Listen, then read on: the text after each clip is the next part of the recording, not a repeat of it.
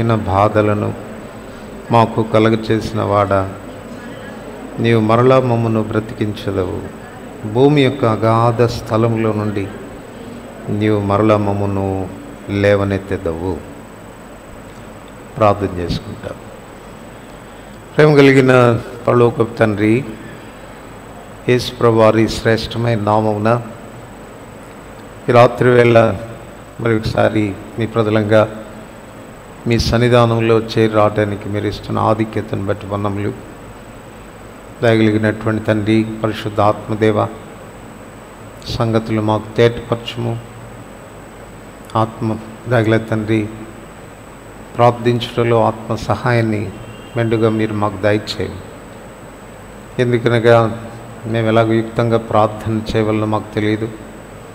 ఉచ్చరింప శక్యం కాని మూలుగులతో ఆత్మ తానే మా పక్షంగా విజ్ఞాపన చేయనని చెప్పిన మాటను జ్ఞాపకం చేసుకొని మీపై ఆధారపడుతూ ఉన్నాం. కృప చూపించు. చదువుకున్న లేఖన భాగాలు తిరిగి మీ చేతిలో పెట్టుకుంటుండగా మీరు విరిచి ఆశీర్వదించి మాకు పట్టించండి. ధర్మశాస్త్రంలోని ఆశ్చర్యకరమైన సంగతులు చూసినట్లు మా కన్నులు తెరవండి. యేసు ప్రభు నామమున వందనములతో ప్రార్థిస్తున్నాం తండ్రి, ఆమేన్.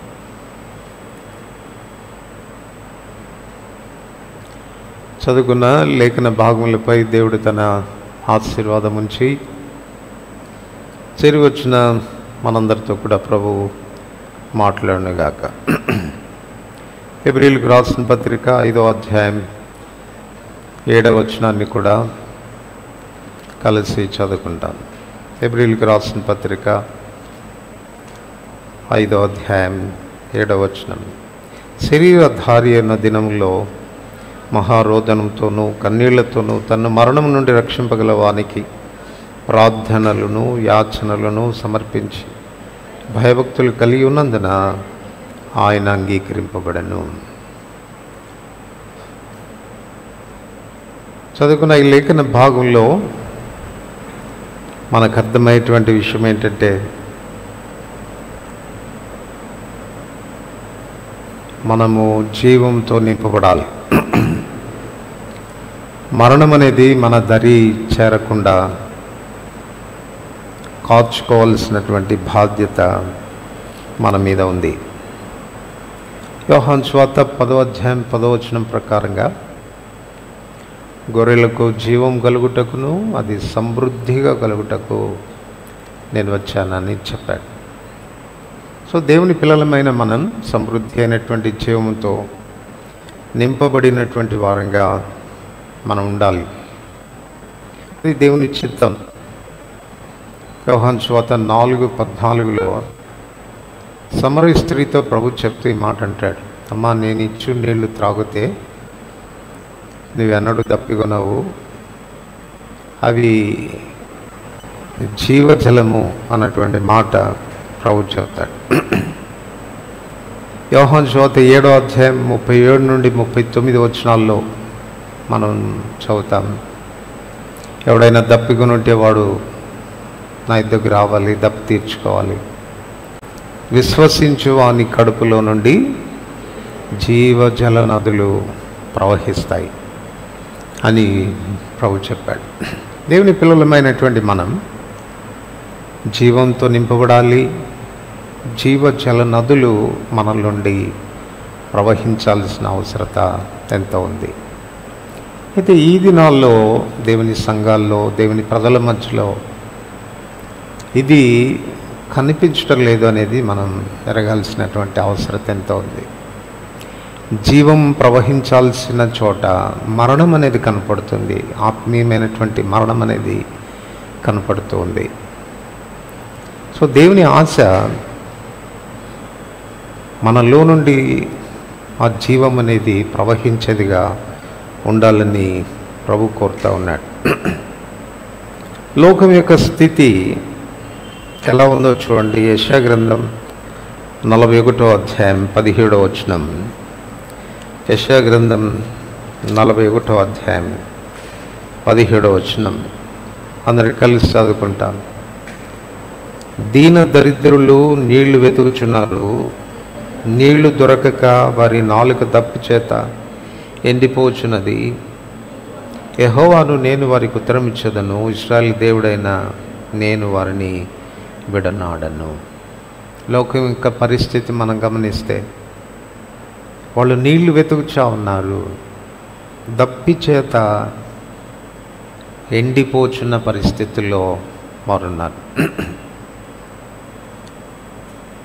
యోబు గ్రంథం 15వ అధ్యాయం 16వ వచనం.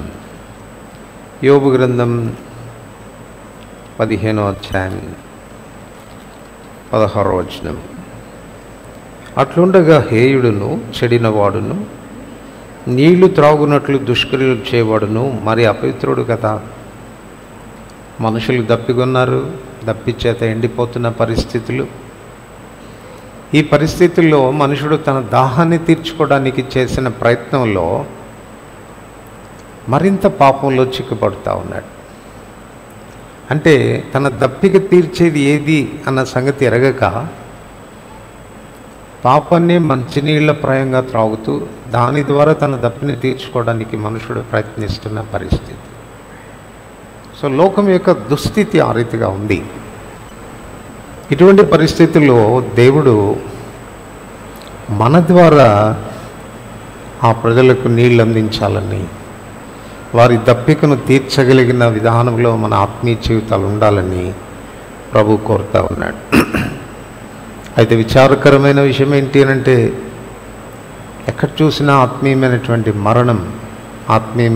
మరణం కనపడుతోంది. సంఘాల్లో ఉండవలసిన జీవం ఉండడం లేదు. సంఘాల ద్వారా ప్రవహించాల్సిన జల నదులు ప్రవహించడం లేదు. మనమే ఎండిపోయిన స్థితిలో, కరువులో కనపడుతున్నట్టుగా ఉంటే ఎలా ఇతరులను మనం బ్రతికించగలం? ఎలా ఇతరులకు జీవాన్ని మనం ప్రసాదించగలం? దీనికి చాలా చాలా కారణాలు బైబిల్ గ్రంథంలో మనం చూడవచ్చు. యేసుప్రభువు వారు బ్రతికిన దినాల్లో, శరీరధారి అయిన దినాల్లో మహారోదనంతో కన్నీటితో దేవునికి ప్రార్థన చేసుకున్నాడు. కారణం, మరణం తన దరి చేరకూడదు.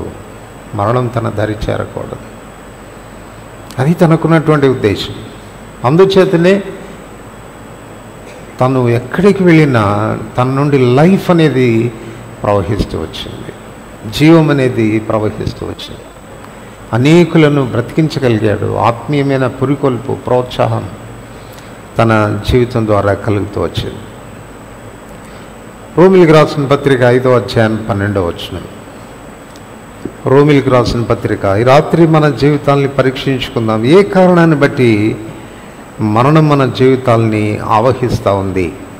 దాని నుండి బయటపడవలసిన అవసరత ఎంతైనా ఉంది. ఇట్లుండగా ఒక మనుషుని ద్వారా పాపము ద్వారా మరణమును లోకంలో ఎలాగూ ప్రవేశించను. సో మొదటి రీజన్ ఏమని చెప్పుకోవచ్చు అనంటే, ఎక్కడ పాపం అనేది ప్రవేశిస్తుందో అక్కడ మరణం అనేది కనపడుతుంది. యాకోబు పత్రిక 1వ అధ్యాయం 15వ వచనంలో ఇప్పుడు మాట మనం చదువుతాం. దురాశ గర్భమును ధరించి పాపమును కనగా పాపము పరిపక్వమై మరణాన్ని కంటు. యాకోబు పత్రిక 4వ అధ్యాయం 5వ వచనంలో ఏం చెప్తాడంటే, మత్సరపడునంతగా మన ఆత్మ అపేక్షిస్తుందా? దేవుడు మనకు అనుగ్రహించినటువంటి ఆత్మ మత్సరపడుతున్నంతగా అపేక్షిస్తుందా? అపేక్ష, కోరిక. ఆ కోరికలు అదుపు చేసుకోకపోతే అది దురాశలుగా మారి ప్రతివాడు తన స్వకీయమైన దురాశ చేత ఈడవబడి మరలు కొల్పబడి పాపం చేస్తాడు. సో ఆత్మీయమైనటువంటి జీవితంలో ఈ ఆశా నిగ్రహం అనేటువంటిది చాలా చాలా అవసరం. దేవుడు తన ఆత్మను మనకు ప్రసాదించినాడు. గలతీ 5వ అధ్యాయం 22వ వచనంలో చదువుతాం కదా, ఆత్మ ఫలాన్ని గురించి రాస్తూ చివరికి ఏమన్నాడు? ఆశ నిగ్రహం. అందుకే అంటున్నాడు యాకోబు, దేవుడు మనకు అనుగ్రహించిన ఆత్మ మత్సరపడునంతగా అపేక్షిస్తుందా? సో ఆత్మీయమైనటువంటి జీవితంలో పరిశుద్ధాత్మ యొక్క ఆధీనంలో మన జీవితాలు ఎప్పుడైతే ఉండవో అప్పుడు మన ఆశలకు హద్దుబాటు అనేది ఉండదు. ఆశలు దురాశలు కావడం ప్రారంభిస్తాయి. వాటి చేత ఈడవబడేటువంటి పరిస్థితి కనపడుతుంది. తద్వారానే మరణం అనేది, ఆత్మీయమైనటువంటి మరణం అనేది మన జీవితంలో కొని తెచ్చుకునేటువంటి వారంగా మనం ఉంటాం. ఇది మొదటి విషయం. సామెతల గ్రంథం 4వ అధ్యాయం. సామెతల గ్రంథం 4వ అధ్యాయం 20 నుండి 24 వచనాలు కలిసి చదువుకుంటాం. సామెతల గ్రంథం 4వ అధ్యాయం 20 నుండి 24 వచనాలు కలిసి చదువుకుంటాం. నా కుమారుడా, నా మాటలు ఆలకింపుము, నా వాక్యములకు నీ చెవియొగ్గుము. నీ కనులు ఎదుటి నుండి వాటిని తొలగిపోనీయకుము. నీ హృదయమందు వాటిని భద్రం చేసుకును. దొరికిన వారికి అవి జీవమును, వారి సర్వ శరీరమునకు ఆరోగ్యమును ఇచ్చును. నీ హృదయంలో నుండి జీవధారులు బయలుదేరును. కాబట్టి అన్నిటికంటే ముఖ్యంగా నీ హృదయమును భద్రముగా కాపాడుకును. సో రెండవది, మనలో లైఫ్ లేకపోవడానికి, జీవం లేకపోవడానికి కారణం ఏంటి అని అంటే మన హృదయ స్థితి అని చెప్పాలి. అన్నిటికంటే ముఖ్యంగా నీ హృదయాన్ని భద్రంగా కాపాడుకోవాలి. దాన్ని మనం భద్రంగా కాపాడుకోకపోతే జీవానికి బదులుగా మరణం అనేది మనలోనికి ప్రవహించేటువంటి ఆస్కారం ఉంది. అందుకే చెప్తున్నాడు, నీ హృదయంలో నుండి జీవధారలు బయలుదేరిన గనక అన్నిటికంటే ముఖ్యంగా నీ హృదయాన్ని కాపాడుకోవాలి. ఏ విషయంలో కాపాడుకోవాలి మన హృదయాన్ని అని అంటే పైన చెప్పాడు కదా 20 నుండి, నా కుమారుడా, నా మాటలను ఆలకింపుము, నా వాక్యములకు నీ చెవియొగ్గుము. నీ కన్నులు ఎదుటి నుండి వాటిని తొలగిపోనీయకుము. నీ హృదయమందు వాటిని భద్రము చేసుకునము. సో మన హృదయాన్ని కాపాడుకునేటువంటి ప్రక్రియలో చేయాల్సిన పని ఏంటంటే దేవుని వాక్యం మన హృదయాల్లో స్టోర్ అయ్యేటట్టుగా చూసుకోవాలి. దేవుని వాక్యం మన హృదయాల్లో స్టోర్ అయ్యేటట్టు చూసుకోవాలి. ఇంగ్లీష్లో ఒక సేయింగ్ ఉంది, నేచర్ అబోర్స్ వాక్యూమ్ అని. Nature abhors vacuum. అబోర్స్ అనంటే అసహించుకుంటుందంట. సృష్టి అసహించుకుంటుంది దేన్ని? శూన్యతను. ఇప్పుడు ఒకవేళ హృదయంలో దేవుని వాక్యం సమృద్ధిగా లేకపోతే, ఖాళీగా ఉంటే సృష్టి ఏం చేస్తుంది? దాన్ని అసహించుకుంటుంది, అంటే దాన్ని ఫిల్ చేస్తుంది. మీరు చూడండి, ఏ వస్తువునైనా మనం ఓపెన్ చేయగానే ఏం పోతుందండి? దానిలోనికి గాలి వెళ్ళిపోతుంది. ఆ వ్యాక్యూమ్లోనికి గాలి వెళ్ళిపోతుంది. హృదయం భద్రంగా ఉంచుకోకపోతే, దేవుని వాక్యం సమృద్ధిగా మన హృదయాల్లో ఉంచుకోకపోతే, ఖాళీగా మన హృదయాలు ఉంటే లోపలికి గాలి ప్రవేశిస్తుంది. ఏ గాలి? అని గాలి పట్టిందని అంటారు కదా, ఏ గాలి? సో అపవిత్రాత్మ లోపలికి వచ్చేస్తాడు. ఎక్కడ వాక్యం ఉండదో అక్కడ వాడు ప్రవేశిస్తాడు. మత్తయి సువార్తలో చెప్తాడు కదా, వాడు నీళ్లు లేని చోటు వెతుక్కుంటాడంట. అపవిత్రాత్మ. నీరు దేనికి సాదృశ్యంగా ఉంది? దేవుని వాక్యానికి సాదృశ్యంగా. ఈ దినాల్లో వింటాం దేవుని వాక్యం సమృద్ధిగా, కానీ హృదయంలో స్టోర్ చేసుకోవడం లేదు, హృదయంలో భద్రపరచుకోవడం లేదు. హృదయం సరిగా లేదు. ఇర్మియా 2వ అధ్యాయం 13వ వచనంలో ప్రభు నేరం మోపుతూ అంటాడు, నా జనులు 2 నేరాలు చేసి ఉన్నారు. జీవజలముల ఊట అయిన నన్ను వారు విడిచిపెట్టారు. పోనీ నేను వెళ్ళి వాళ్ళు తొట్లు నింపుదామనంటే వారి బ్రద్దలై నీళ్లు నిలవని తొట్లను తొలిపించుకున్నారు. How is your hearts condition? నీ హృదయ స్థితి ఏ రీతిగా ఉంది ఇది నాన్న? దేవుని వాక్యాన్ని కంటైన్ చేసేటువంటి హృదయమేనా? నింపుకుంటున్నటువంటి హృదయమేనా? ఇక్కడ రాస్తూ అంటున్నాడు, అట్లా ఒకవేళ మనం నింపుకుంటే ఏం జరుగుతుందంట? 22వ వచనం, సామెతలు 4:22, దొరికిన వానికి అవి జీవం, దొరికిన వారికి అవి జీవం ఇస్తుంది. దీన్ని బట్టి మనకు అర్థమయ్యే విషయం, వాక్యం ఎక్కడ ఉంటుందో అక్కడ జీవం ఉంటుంది, వాక్యం ఎక్కడ ఉండదో అక్కడ మరణం ఉంటుంది. సో మన హృదయాన్ని ఎలా మనం కాపాడుకుంటున్నాం?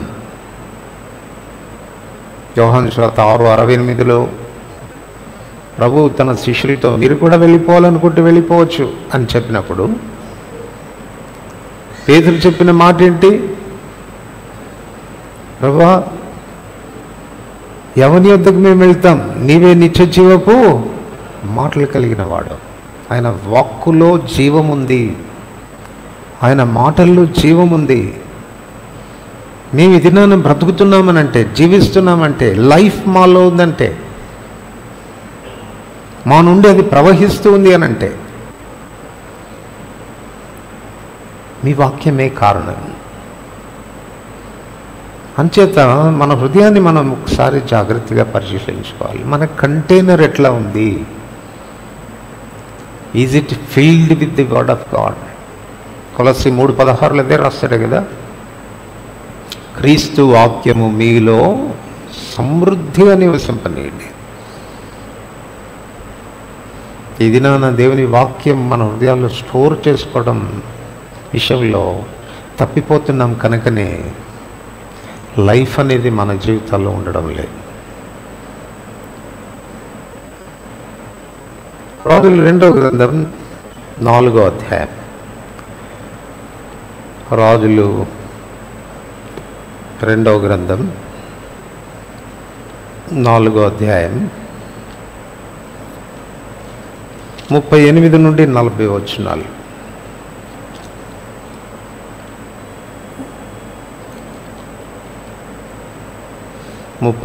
నుండి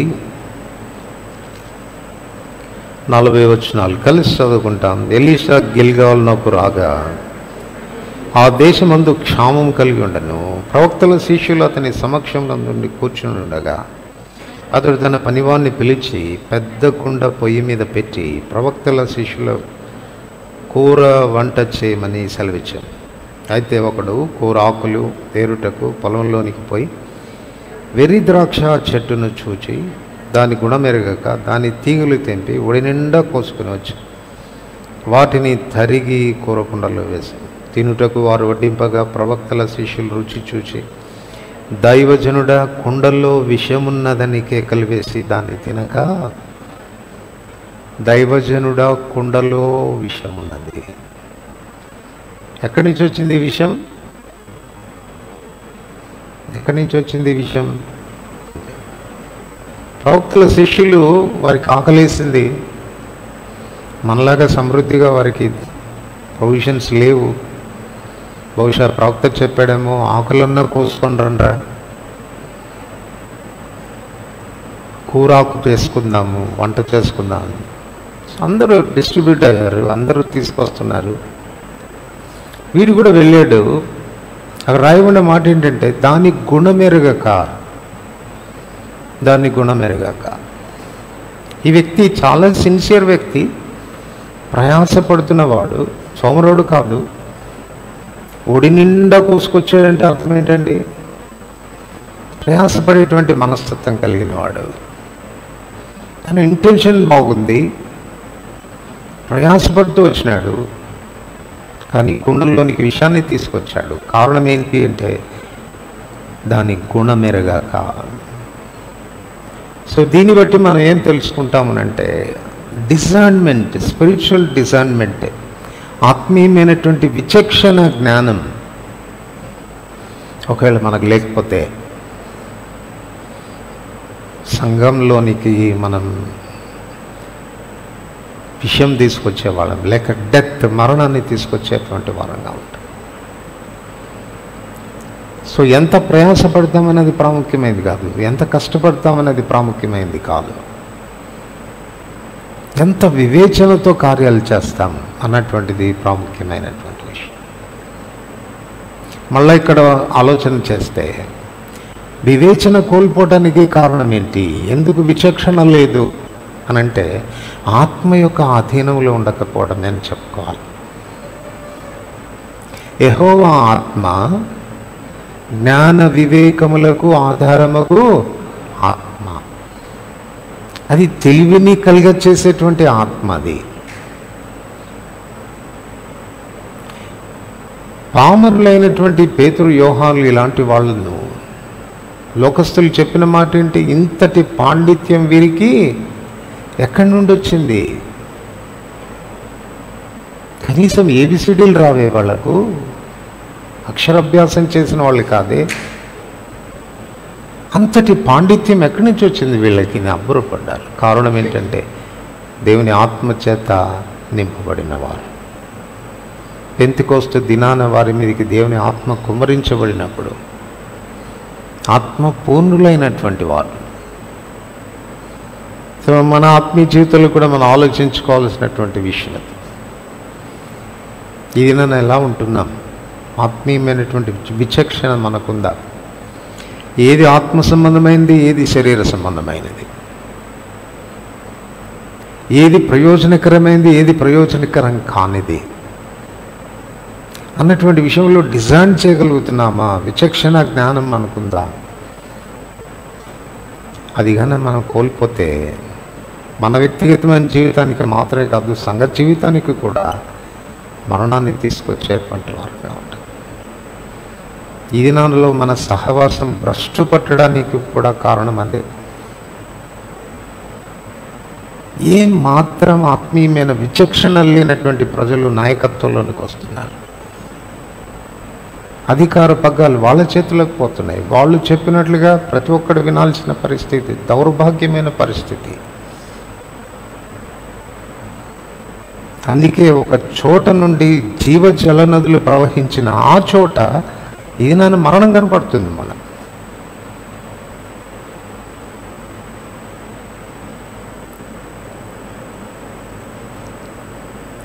కొరింథీయులకు రాసిన 2వ పత్రిక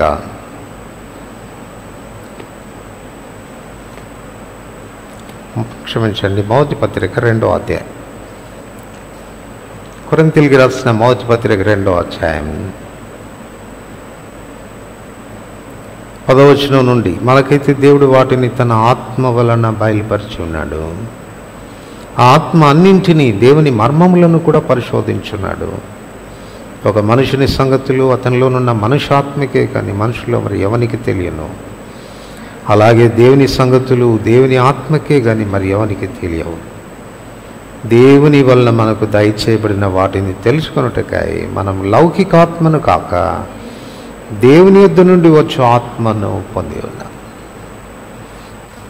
ఏ వ్యక్తి అయినా దైవికమైన సంగతులను హ్యాండిల్ చేయాలంటే, దైవికమైన సంగతుల విషయాల్లో బాధ్యత వహించాలి అని అంటే ఇది నిశ్చయపరచుకోవాలి.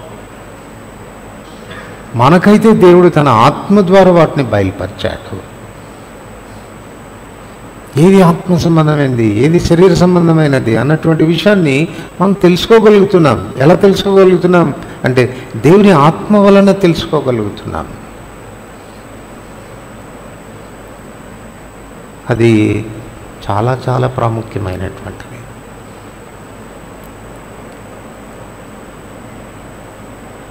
కీర్తనలు 119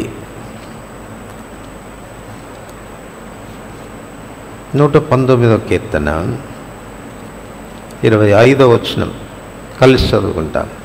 119వ కీర్తన 25వ వచనం, నా ప్రాణము మంటిని హత్తుకొనుచున్నది, నీ వాక్యం చేత నన్ను బ్రతికించుము. నన్ను బ్రతికించుము అని అంటే ఏ స్టేట్లోకి వెళ్ళిపోయాడని? మరణావస్థలోనికి వెళ్ళిపోయినట్టే కదా. ఎందుకు వెళ్ళిపోయాడంట మరణావస్థలోనికి అంటే, నా ప్రాణము మంటిని హత్తుకొనుచున్నది. అని అంటే దాని అర్థం ఏంటంటే ఆత్మీయమైన సంగతుల విషయాల్లో కాకుండా భౌతికమైన వాటి మీద నా ప్రాణం అంటిపెట్టుకొని ఉంది. కొలస్సీ 3వ అధ్యాయంలో మనం చదువుతాం కదా, మీరు క్రీస్తుతో కూడా లేపబడిన వారైతే వీటి మీద ఉండాలి మన మనసు, పైనున్న వాటి మీదనే ఉండాలి. విశ్వాసులమని చెప్తున్నాం కానీ, విశ్వాసులమని చెప్పుకుంటున్నాం కానీ, లౌకికమైన సంగతుల విషయాల్లో మనకున్న శ్రద్ధ ఆత్మీయమైనటువంటి వాటి విషయంలో ఉందా అనేది ఆలోచించుకోవాల్సినటువంటి విషయం. భౌతికమైన ఏమి తిందమ్మా, ఏం త్రాగుదమ్మా, ఏం ధరించుకుందామా, ఏం సంపాదించుకుందామా అన్నటువంటి వీటి మీదనే మన మనసును మనం లక్ష్య పెడుతున్న కారణం చేత ఆత్మీయమైనటువంటి మరణం వచ్చింది.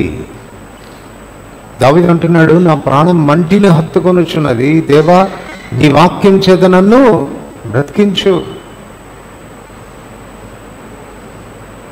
నువ్వు బ్రతికించకపోతే మరణావస్థే నాది.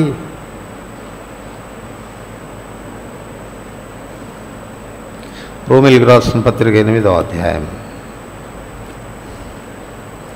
రోమిలికి రాసిన పత్రిక 8వ అధ్యాయం 5వ వచనం కలిసి చదువుతాం. శరీరానుసారులు శరీర విషయముల మీద మనసొంతురు, ఆత్మానుసారులు ఆత్మ విషయముల మీద మనసొంతురు.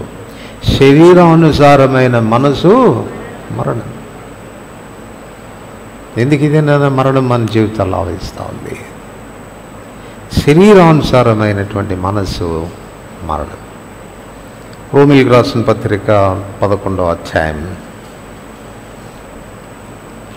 36వ వచనం అందరూ కలిసి చదువుతాం. రోమిలికి రాసిన పత్రిక 11వ అధ్యాయం 36వ వచనం. ఆయన మూలమునను ఆయన ద్వారాను ఆయన నిమిత్తమును సమస్తం కలిగి ఉన్నవి, యుగ యుగముల వరకు ఆయనకు మహిమ కలుగునుగాక, ఆమేన్. మన ఆత్మీయ జీవిత విషయాల్లో మనం జరిగించే ఏ కార్యమైనా ఈ 3 విషయాల్లో మనం గుర్తుపెట్టుకోవాలి. అంటే ఇవి పరిగణలో మనం ఉంచుకోవాలి. ఆయన మూలము. మనం ఏదైనా ఆలోచిస్తున్నప్పుడు, ప్రభు నిమిత్తం ఏదైనా మనం చేస్తున్నప్పుడు, ఇది ప్రభు కార్యము అనేటువంటిది నిర్ధారణ చేసుకోవడానికి మూలం ఎక్కడి నుంచి వస్తుంది? అది నీ ఆశకు సంబంధించిన మూలమా, నీ స్వయాన్ని నుండి అది పుట్టుకొస్తుందా, లేక దేవుని యొద్ద నుండి వస్తుందా అన్నది ఆలోచించుకోవాలి. రెండవది, ఆయన ద్వారా జరిగించేటువంటి విషయం. రెండవది, ఆయన ద్వారా చేయాలి. అంటే ఆయన మన ద్వారా చేస్తాడు. మీరు క్రీస్తు జత పని వారై ఉన్నారు. మనం ఆయన చేతిలో సాధనాలుగా వాడబడతాం. చేసేదెవరు? ఆయనే చేస్తాడు. మనం ఆయన చేతిలో ఒక సాధనం మాత్రమే. ఈ తలంపు నా నుండి రాలేదు, మూలం నాది కాదు, నా ప్రభు నుంచి వచ్చింది. రెండవది, నేను కాదు చేస్తుండేది, ప్రభువే చేస్తాడు. మూడవది, ఆయన నిమిత్తం. It's not for me. So ఈ మనస్తత్వం అనేది మనకు ఉండాలి. ఎంతసేపు నా నిమిత్తము, నా కొరకు, నా విషయాలు అన్నటువంటి ఆలోచన మనం ఎప్పుడైతే దానిలో నిమగ్నమైపోతామో ఆత్మీయమైనటువంటి మరణం అనేది కలుగుతుంది. ఎప్పుడైతే మనం ఆయన మూలంగా, ఆయన ద్వారా, ఆయన నిమిత్తం చేస్తామో, అది రాయబడిన మాట ఏంటి చెప్పండి? యుగ యుగముల వరకు ఆయనకు మహిమ కలుగునుగాక. అవును, అప్పుడు మహిమ ఆయనకు వస్తుంది. సో ఈ విషయాన్ని మనం ఆలోచించుకోవాల్సినటువంటి విషయంగా ఉంది. యాకోబు పత్రిక 2వ అధ్యాయం, యాకోబు పత్రిక 2వ అధ్యాయం 17 నుండి 19 వచనాలు, 17 నుండి 19 వచనాలు కలిసి చదువుతాం. అలాగే విశ్వాసము క్రియ లేనిదైతే అది ఒంటిగా ఉండి మృతమైన దగును. అయితే ఒకడు నీకు విశ్వాసం ఉన్నది, నా క్రియలు ఉన్నవి, క్రియలు లేకుండా నీ విశ్వాసం కనపరచుము, నేను నా క్రియల చేత నా విశ్వాసం కనపరచుదని అని చెప్పి 20వ వచనం, వ్యర్థుడా, క్రియలు లేని విశ్వాసం నిష్ఫలమైనదని తెలుసుకొనగోరుచున్నావా? క్రియలు లేని విశ్వాసం మృతమైనటువంటిది. చాలాసార్లు మనం విశ్వాసం అని చెప్తాం, కానీ విశ్వాస సంబంధమైనటువంటి క్రియలు కనపడాలి.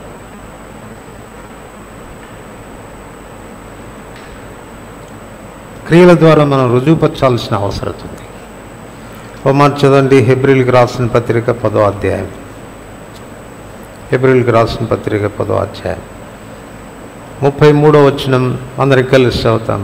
33వ వచనం, ఒక విధంగా చూచితే మీరు నిందలను బాధలను అనుభవించడం చేత 10 మందిలో ఆరడిపడితిరి, మరి ఒక విధంగా చూచితే వాటిని అనుభవించిన వారితో పాలివారులైతిరి. ఏలైనగా మీరు ఖైదులో ఉన్న వారిని కరుణించి మీకు మరి శ్రేష్టమైనది స్థిరమైన స్వాస్థ్యం ఉన్నదని ఎరిగి మీ ఆస్తి కోల్పోటకు సంతోషముగా ఒప్పుకొంటిరి.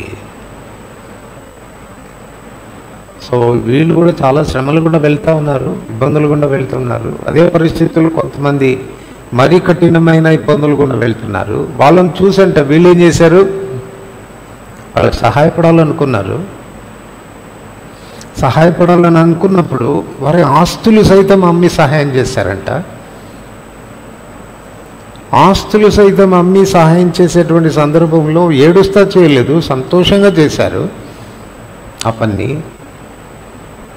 ఎలా చేయగలిగారు వాళ్ళు అనంటే అక్కడ రాశాడు, వారి విశ్వాసం.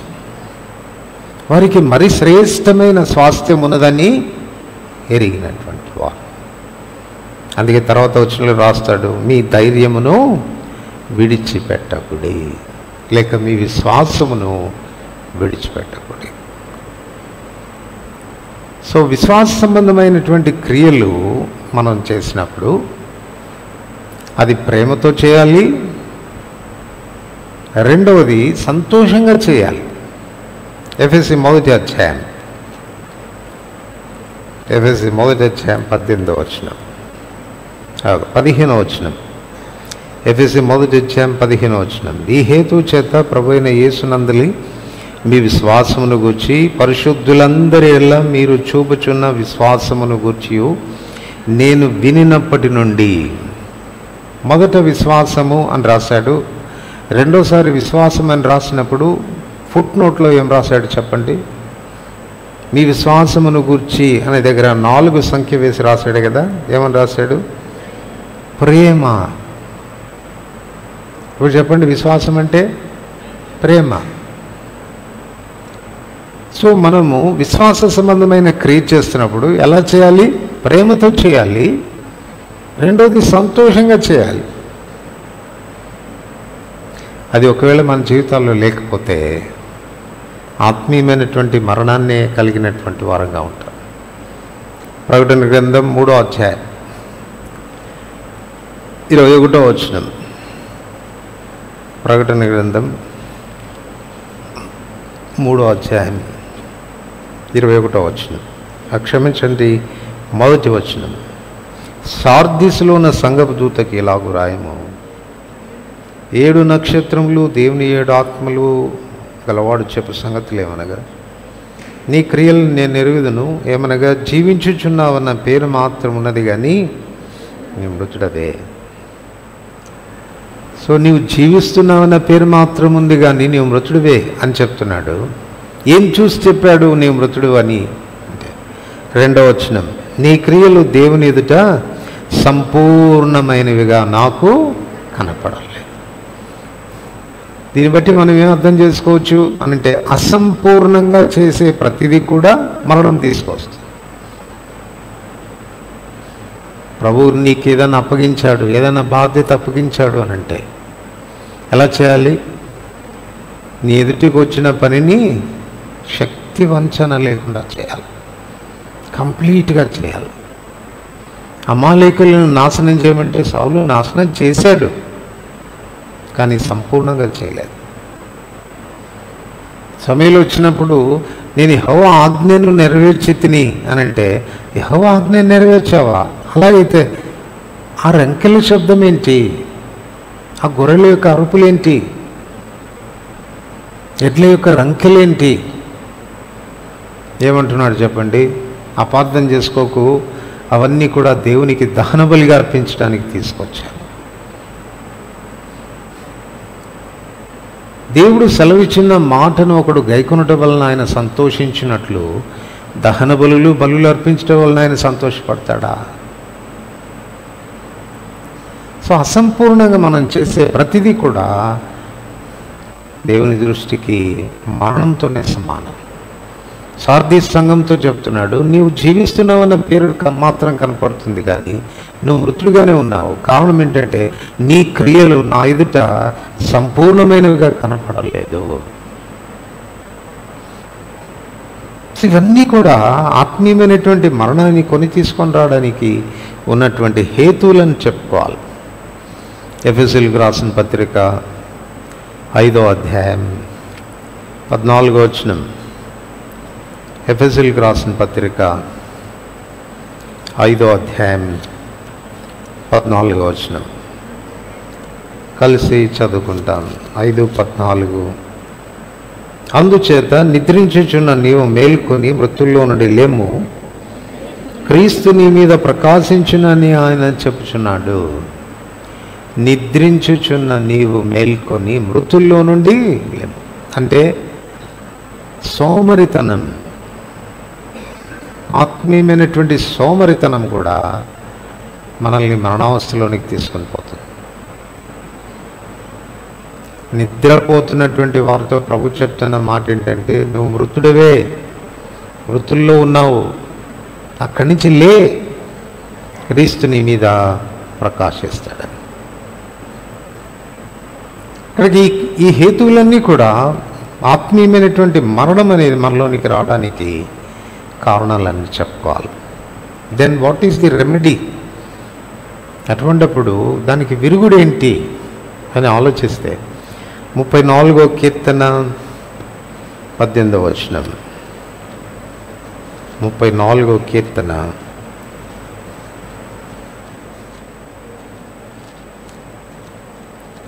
18వ వచనం. అందరికి కలిసి చదువుతాం. విరిగిన హృదయం గల వారికి యెహోవా ఆసన్నుడు. చాలు.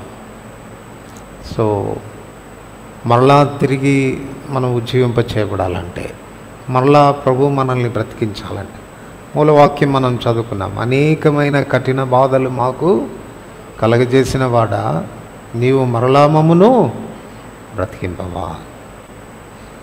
ఒకవేళ మనల్ని మనం తగ్గించుకోగలిగితే, విరిగిలిగిన మనసుతో ప్రభు సన్నిధికి రాగలిగితే, యెషయా గ్రంథం కీర్తన 66:18.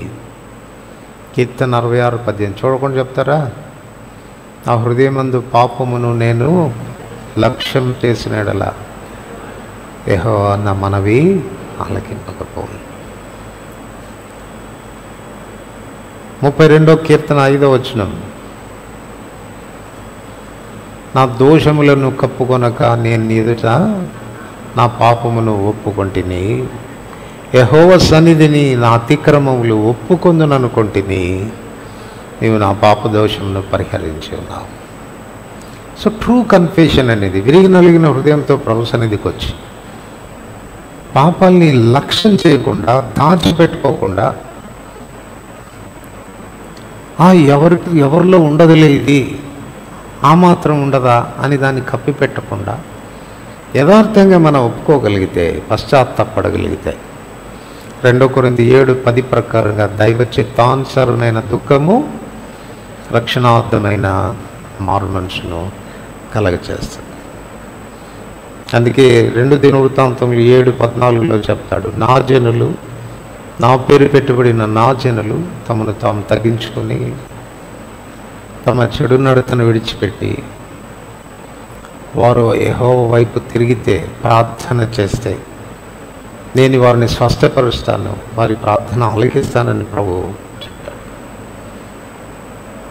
రోమ 12:1-2 ప్రకారంగా కంప్లీట్గా మన జీవితాలని సరెండర్ చేసుకోవాలి.